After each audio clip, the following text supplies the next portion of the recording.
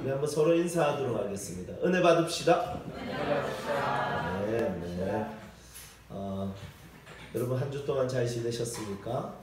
너무 더워서 저도 이번 주에는 거의 섬에 있는 시간이 조금 많았습니다. 제주도에 이틀 있었고 3일 있었고 그리고 강화도에 또 이틀 있었습니다.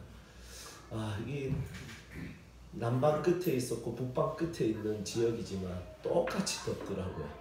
그래서 너무 쉽지 않은 시간들 보냈는데 집회 장소도 이렇게 에어컨 빵빵하게 틀어도 너무 덥더라고요. 그래서 온 진이 다 빠지는 한 주였는데 여러분들도 각자의 직장 속에서 쉽지 않았을 거라고 생각합니다. 하지만 오늘 이 예배를 통해서 또 살 힘을 얻고 또 하나님 영광을 받으시고 또 한 주간 행복하게 살 수 있기를 소망합니다. 우리 지난 주일은 우리 성령과 은사에 대해서 나누었습니다.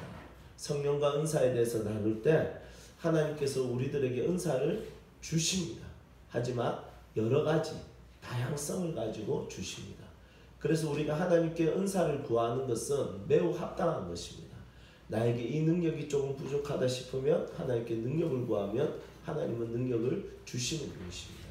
물론 능력을 주시는 주도권은 하나님이 가지고 계십니다.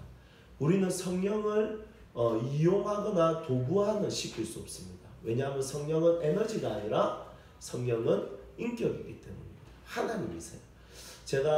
제가 신학을 공부할 때 어떤 한 교수님이 성령 하나님은 인격이 아니라 에너지다. 여러분 요가 같은 거 아시죠? 이런 이야기를 제가 경성대에서 들은 적이 있었습니다. 제가 바로 손 들고 어떻게 성령이 에너지냐? 성령은 인격이다. 우리 하나님이시다. 이렇게 이야기했는데 F학점 받았습니다. 정말 억울했는데 하지만 제 안에 있는 진리에 대한 분노로 인해서 그 교수님과 크게 싸웠습니다. 여러분 성령 하나님이 주시는 능력은 다양성에 대해서 인정해야 됩니다. 어떤 사람은 설거지를 잘합니다. 어떤 사람은 아이들에게 가르치는 것을 잘합니다. 어떤 사람은 사람을 따뜻하게 맞이하는 안내를 잘 씁니다. 저처럼 말씀을 전하는 사람이 있고 어떤 사람은 찬양 인도를 잘하는 사람이 있습니다. 각자의 개인적인 다양성과 은사들이 있다는 것입니다. 하지만 내가 가지고 있을 때 또 하늘의 은사가 있는데 그것이 뭐냐면 말씀의 지혜의 은사라든지 방언이라든지 예언이라든지 이런 부분들에 있어서 우리는 크고 작고 이런 부분에 있어서 비교할 영역이 아니라는 것이죠. 그래서 하나님이 주시는 다양성을 가지고 우리가 섬기는 것 그리고 가정을 돌보는 것 정말 중요하다는 것 지난 주일날 나눴습니다. 그렇다면 오늘은 성령과 성품, 성령과 열매에 대해서 나누려고 합니다. 은사는 다름의 개념입니다. 재능은 다름의 개념이지만 성품과 열매는 옳고 틀림의 개념이라는 것을 알아야 됩니다. 그래서 은사에 대해서는 고린도전서에 보면 여러 가지나 이렇게 되어 있지만 오늘 이 말씀에서는 여러 가지가 아니라 몇 개가 나오는데 성령의 열매는 할 때 이 열매라는 단어가 복수가 아니라 단수예요. 헬라어로 보면. 단수라는 것은 뭐냐면 하나를 딱 열매를 맺는데 그 안에 9가지 열매가 쭉쭉쭉쭉 들어있는 거죠. 그러니까 저도 이제 커피를 좋아하니까 커피를 예를 들면 커피 한 잔을 딱 마시면 그 안에 신맛과 단맛과 그리고 바디감과 이런 것들을 같이 맛보거든요. 음식도 그렇잖아요. 음식을 딱 맛보면 단맛이 있고 짠맛이 있고 그리고 그 안에서 약간 향도 있고 뭐 여러 가지 이런 것들이 함께 있는 것처럼 한 열매 안에 9가지 열매가 있는 거죠. 그래서 우리가 성령이 주시는 열매, 성령이 주시는 성품이 자라난다는 것은 어떤 의미냐면 우리가 나는 사랑을 자라게 할 거야. 나는 절제를 자라게 할 거야. 화평을 이런 개념이 아니라 어느 순간 내가 그리스도 안에서 전인격적인 성장을 하는 거예요. 전인격적인 성품의 열매를 맺는 거예요. 전인격적으로 사랑도 있고 희락도 있고 화평도 있고 양선도 있고 이런 9가지 열매들이 내 안에서 자라나기 시작한다는 거예요. 그러면 우리가 한 가지 기억해야 될 것은 뭐냐면 성품과 성격은 다른 거예요. 성격은 뭐죠? 어떤 사람은 외향적인 성격이 있어요. 그리고 어떤 사람은 내향적인 성격이 있어요. 이것은 자기의 에너지를 어떻게 사용하느냐 여기에 대한 결정이죠.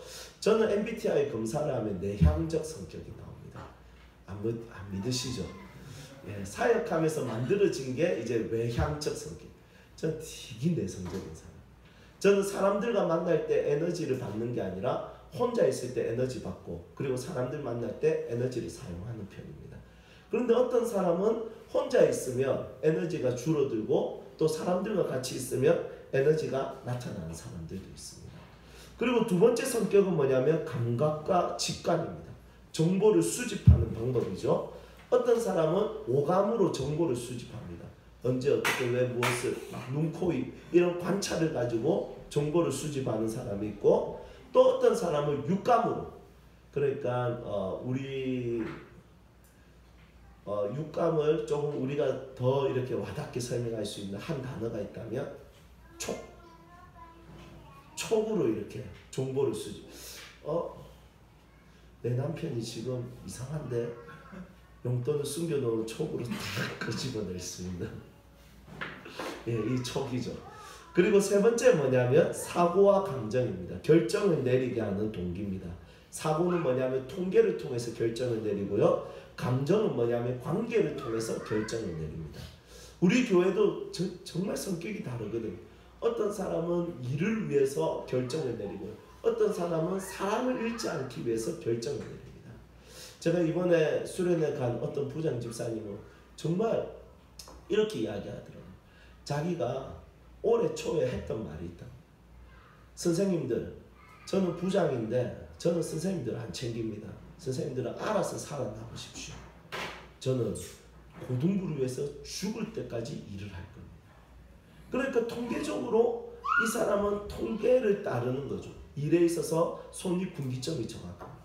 그런데 어떤 사람은 관계적인 중심에 있어서 이렇게 자기 인생을 선택하는 것을 보게 됩니다. 네 번째는 판단과 인식입니다. 살아가는 양식이죠.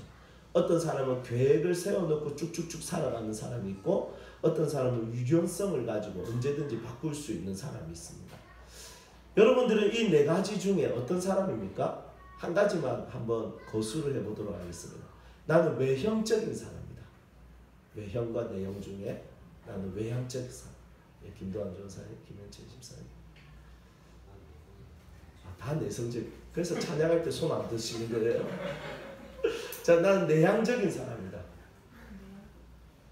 난 잘 모르겠다. 예. 빨리 설교해라 이런 느낌이다. 예. 이것은 성격이에요. 그런데 성품이라는 것은 국어사전에 찾아보면 굉장히 간단하게 해석을 하고 있어요. 댐댐이 이렇게 되어 있어요. 성격은 무엇인가 할 때 나타난 성질과 결정인데, 그런데 이 성품은 뭐냐면 댐댐인 거예요. 댐댐이는 옳은 것이 있고요, 틀린 것이 있습니다. 아이고, 저 녀석 저 댐댐이가 저 안 됐어. 이거는 틀린 거예요. 아이고, 참 댐댐이가 된 사람이네. 참 된 사람. 이건 뭐냐면 성령이 주시는 열매를 맺은 사람이라는 거죠. 종교개혁을 보면 두 인물이 나옵니다. 한 사람은 마틴 루터가 대표적인 인물. 성격이 불같습니다. 그 바로 비텐베르 성문 앞에다가 그냥 95개조 저항을 그냥 갖다 써붙여가지고 너희들 이거 잘못됐어 딱 이야기합니다. 칼빈은 어떤 사람이냐면 꼼꼼한 사람. 기독교 강요를 막 저수를 합니다. 서로 성격이 완전 다릅니다. 이것을 가지고 성령의 성품을 맺었냐 안 맺었냐 이 문제를 말할 수는 없는 거죠. 그리고 성경에 보면 대표적으로 성격이 다른 사람이 두 사람을 비교할 수 있다면 바울과 베드로입니다. 바울은 꼼꼼한 사람이에요. 베드로는 우선 말하고 저는 주님 부인하지 않겠어요. 바로 배신 때리고. 그리고 바울은 정말 꼼꼼하게 하나님을 경험하고 그 성경을 기록하는 사람. 그래서 베드로는 자기 마가 요한을 통해서 성경을 기록하게 했다는 것을 우리 수요 성경 공부에 참석하신 분들은 다 아실 겁니다. 그리고 성경을 베드로전서, 베드로후서 꼴랑 예수님의 수제자면서 두 권밖에 안 썼습니다. 그런데 바울은 그 똑똑하고 그 꼼꼼한 성격이 하나님께 쓰임받으니까 신약 성경의 3분의 2라는 13권의 성경을 기록한 것을 보게 됩니다. 그런데 바울은 설교를 잘 못했습니다. 왜냐면 너무 꼼꼼하니까 설교할 때 꼼꼼하게 다 전하고 싶은 거예요. 그러니까 설교가 너무 길어버립니다. 그래서 어떤 청년 한 명, 그 청년 이름은 유두보라는 청년인데 창문에 걸터 앉아서 설교 듣다가 창문에 떨어져서 죽어버립니다. 여러분 이런 거 보면 제가 바울보다 설교는 잘하는 것 같습니다. 아무도 죽이지는 않으니까. 그런데 베드로는 한번 설교하면 5,000명, 10,000명씩 회개하는 거예요. 그러니까 입만 열었다면 저 예수 믿겠습니다 이런 거예요. 베드로는 글을 쓰면 글을 사람들이 읽으면 너무너무 대단하네요 이렇게 되는 거예요. 여러분 이것은 성격의 차이입니다. 그런데 우리는 무엇을 기억해야 되냐면 다른 것도 중요하지만 우리가 꼭 기억해야 되는 것은 옳고 틀림에 있어서 성령이 주시는 옳은 것을 맺을 수 있어야 됩니다. 자, 그렇다면 성령이 주시는 옳은 것 말고는 우리는 무엇을 가지고 있겠습니까? 육체가 주는 틀린 것을 가지고 있겠죠. 자, 우리가 가지고 있는 육체가 주는 틀린 것은 무엇일까요? 한번 읽어보도록 하겠습니다. 17절 말씀. 17절 함께 읽겠습니다. 시작. 육체의 소욕은 성령을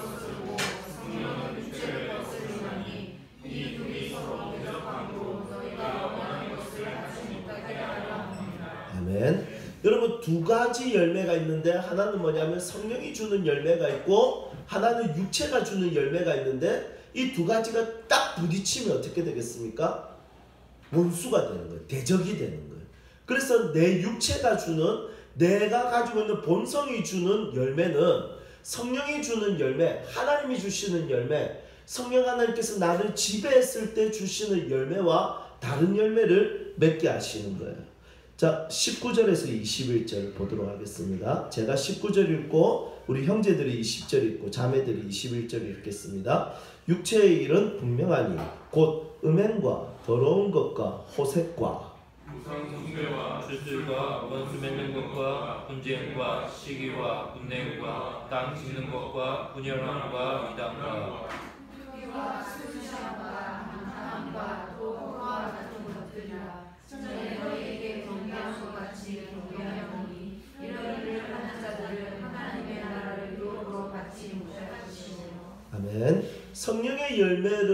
성령의 열매와 부딪히는 내 안에서 내 죄의 본성이 주는 인생의 열매가 무엇이냐면 여기에 여러 가지가 나와 있습니다. 성적인 악 3개, 종교적인 악 2개, 공동체에 대한 악 8개, 쾌락을 즐기게 하는 악 2개입니다. 성적인 악은 뭐죠? 음행, 더러운 것, 호색. 종교적인 악은 무엇입니까? 우상숭배, 주술. 공동체에 대한 악은 8개입니다. 원수 맺는 것, 분쟁, 시기, 분냄, 당 짓는 것, 분열함, 이단, 투기. 그리고 쾌락을 즐기게 하는 것 2가지는 술 취함과 방탕이라는 거죠. 이런 것들은 내 안에서 나오는 거예요. 내가 가지고 있는 본성을 통해서 막 이런 것들이 튀어나오는 거예요. 내가 원하지 않는 것 같지만 막 이런 것들이 나를 사로잡게 되는 거예요. 그런데 이런 것을 뒤집어 버리게 하는 열매가 있는데 그 열매가 바로 성령이 주시는 열매입니다. 22절. 오직 성령의 열매는 사랑과 희락과 화평과 오래 참음과 자비와 양성과 충성과 23절에 보니까 온유와 절제니 이렇게 9가지입니다. 여러분 이 9가지를 우리 주일학교 때 정말 애들 잘 외우도록 시키거든요. 그런데 해보니까 굳이 외우도록 안 시켜도 될 것 같아요. 한 달 지나면 다 잊어버리고 또 나이 들면 다 잊어버리는 것 같아요. 그래서 이 9가지 열매는 어떻게 보면 하나하나 따지고 보면 하나하나 교육을 받는 것이 중요하다고 생각하지만 여러분 성령의 열매는 교육이 아니에요. 성령의 열매는 하늘에서 내려오는 것이고 성령님의 주도하에 주시는 것이고 말씀을 읽는 가운데 생기는 것이고 기도하는 가운데 생기는 것이고 예배하는 가운데 생기는 것이고 삶을 살아가다 보면 주여 주의 이름을 부를 때 내 안에서 성령 하나님께서 나에게 주시는 열매가 바로 이 9가지라는 거예요. 그래서 하나하나 따지지 말고 하나님 제가 신앙생활 열심히 하고 내가 하나님 붙들고 살면 어느 순간에 돌아보면 내 안에 없었던 이 9가지 열매가 생긴 것을 보는 거예요. 그런데 기억해야 될 게 뭐냐면 이 성령의 열매 반대의 것을 성령께서 주신다면 여러분 얼마나 끔찍하겠습니까? 이 정말 이거 끔찍한 거거든요. 자, 성령이 주시는 열매 반대가 무엇입니까? 미움, 슬픔, 분쟁, 1초도 못 참음, 욕심, 악을 행함, 게으름, 분노, 쾌락. 여러분 성령이 주시는 열매가 이런 것들이면 너무너무 끔찍한 거예요. 우리에게 십계명을 하나님이 주셨는데 하나님이 너희들은 부모를 공경하라. 여러분 이 얼마나 좋은 원리입니까? 너희는 살인하지 말라. 여러분 만약에 십계명에 살인하라 얼마나 끔찍합니까? 탐심하라. 내 영혼이 스스로를 완전 괴물로 만드는 것이 탐심인데 여러분 이런 것들을 우리에게 법으로 주신 것이 아니라는 거죠. 그래서 23절에 보면 이렇게 되어 있습니다. 이 같은 것을 금지할 법이 없느니라. 그러니까 사랑하라 이것을 누가 금지하겠습니까? 여러분 미워하라 이것은 부모도 금지하고 다 금지하는 거예요. 분노하라 이것도 다 금지하는 거예요. 분쟁하라 다 금지하는 거예요. 그런데 성령이 주시는 9가지 열매는 좋은 것, 우리를 행복하게 만드는 것, 우리를 기쁘게 만들고 새롭게 만들고 우리의 인생을 전인격적으로 변화시키는 것. 그러니까 이것은 받아야 되는 거예요. 안 받으면 악해지는 거예요. 안 받으면 우리는 미움이 가득하고 분노가 가득하고 절망과 음란과 쾌락과 당짓는 것과 누군가를 내 기준에 따라서 누군가를 심판하고 바리새인처럼 사는 것을 가지게 되는 것이 우리 육체의 열매라는 것입니다. 하나님은 우리를 성격과 성향에 있어서는 공장에서 찍어 만들듯이 우리를 만들지 않습니다. 그런데 열매라는 것에 있어서는 성품이라는 것에 있어서는 틀림과 옳음이 있기 때문에 하나님은 어떻게든 우리를 만들어 가시는 거예요. 어떻게든 이것은 틀린 것이기 때문에 이것은 하나님께서 결정하셔서 끝까지 우리를 만들어 가기를 원하는 거예요.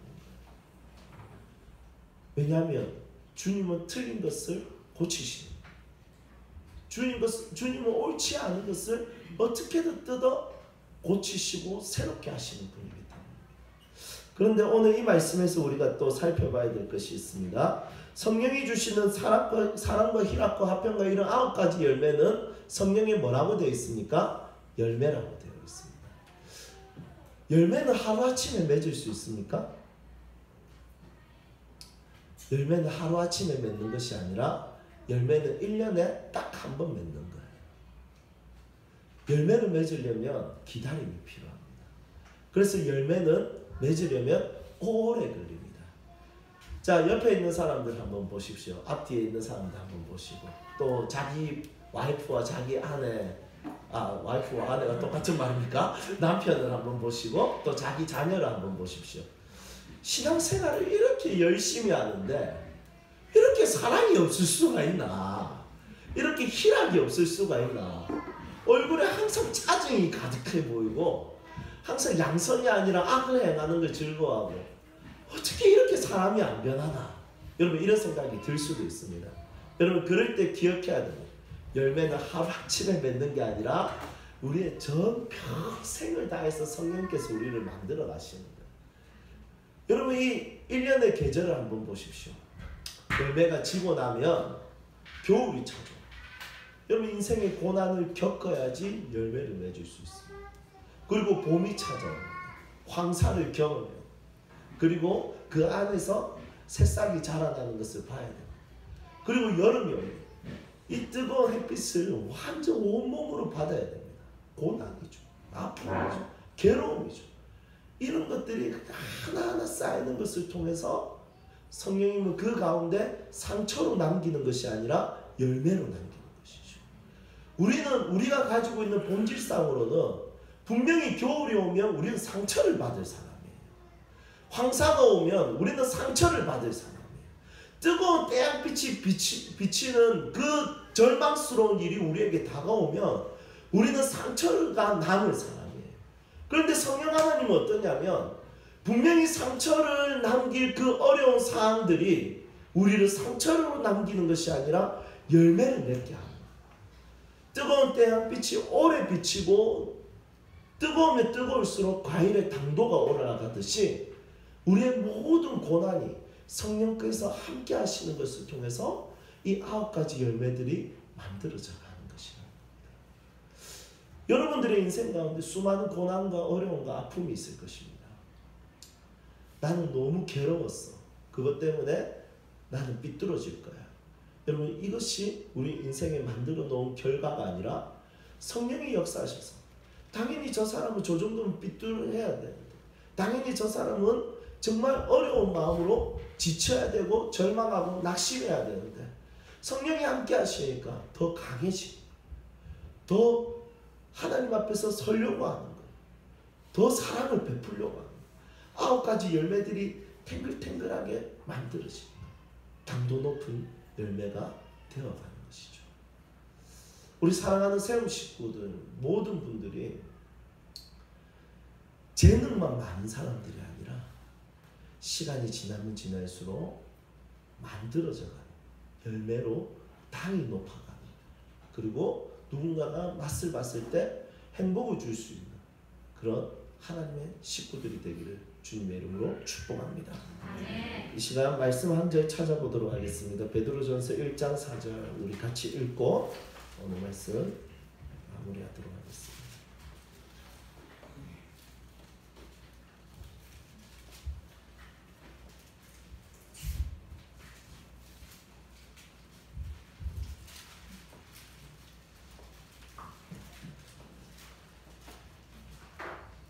죄송합니다. 베드로후서 1장 4절입니다. 후서입니다. 베드로후서 1장 4절 함께 읽겠습니다. 이로써 그 보배롭고 지극히 큰 약속을 우리에게 주사 이 약속으로 말미암아 너희가 정욕 때문에 세상에서 썩어질 것을 피하여 신성한 성품에 참여하는 자가 되게 하려 하십니다. 아멘. 여러분, 하나님은 우리를 만들어 가시는 일에 있어서 포기하지 않으실 것입니다. 하나님께서 우리를 성령의 9가지 열매를 맺는 일에 있어서 하나님은 내버려 두지 않을 것입니다. 재능 없는 것에 대해서는 하나님이 위로하실 겁니다. 괜찮다. 하지만 네가 재능을 구하면 내가 주겠다. 이것을 약속합니다. 그런데 성령의 9가지 열매는 구해도 되고 안 구해도 되는 영역이 아닙니다. 이것은 옳고 틀림의 문제입니다. 내가 자주 분노한다면 기도하십시오. 성령님 나를 붙들어 주십시오. 내가 자꾸 악한 것이 생각난다면 기도하십시오. 하나님 나를 붙들어 주십시오. 절제가 안 된다. 하나님께 기도하십시오. 하나님 절제할 수 있는 은혜를 주십시오. 옳고 틀림의 문제에 있어서 하나님은 반드시 우리의 인생에 역사하시기를 원한다는 것입니다. 키르기스탄에 단기 선교를 갔을 때 기가 막힌 과일을 먹어봤습니다. 딩야라는 과일. 이미 밥을 먹고 배가 꽉 찼는데 과일을 잘라주시는 거예요. 선교사님. 더 이상 못 먹겠습니다. 이랬거든요. 그래도 이거 한 입만 맛봐라고 했습니다. 그리고 한 입 맛보고 한 통 다 먹었습니다. 기가 막히게. 여러분, 한 입 딱 먹는데 안에서 그냥 당이 수분이 그냥 이번 여름에 이 등야 생각이 너무 많이 납니다. 여러분, 다음에 키르기스탄 갈 때 우리 같이 한번 가면 좋을 것 같습니다. 진짜 등야 먹는 기쁨이 너무 컸고요. 그리고 같이 갔던 우리 자매들은 등야를 파는 그 장사하시는 총각이 얼굴이 진짜 원빈보다 훨씬 잘생긴 사람. 그래서 일주일 내내 그분 만나러 갔었습니다. 여러분, 우리의 인생이 그랬으면 좋겠습니다. 주님께서 나라는 열매를 한 입 딱 씹었을 때 이제 얘가 됐네. 얘가 이제 만들어졌네. 그렇게 해서 우리가 천국에 가면 참 좋을 것 같습니다.